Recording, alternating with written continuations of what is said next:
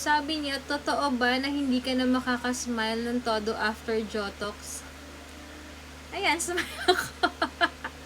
Okay naman, ganun pa rin yung smile ko. Baka kasi iniisip nyo guys, kapag nagpa-Jotox or Botox ka, hindi na talaga gagalaw yung face mo. Pero ayan guys, oh. Ayan, oh. Smile.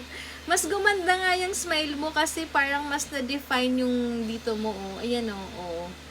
Lalo na kapag nagpa-maintain ka na ng face, like sa mga exi lift, chin fillers, okay naman.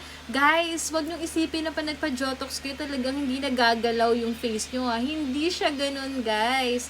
Tsaka yung Jotox is, ano yan eh, nagpaparelax lang yung masseter niyo, yung dito niyo. Ayan, para gumanon konti yung face niyo, plus, maging, parang ganyan yung face na mas ma-define yung jaw niyo. Pero hindi yan totoo, hindi yan. Ayun o, tignan yung smile ko. Ganun pa rin, guys. O, wala naman nagbago. O, ayan o. O, diba? Kaya magpa-Jotox na kayo sa Dagluta Lounge, guys. Sa Dagluta, sorry, diba yan? Sa Dagluta Lounge, guys. Mag-inquire na kayo.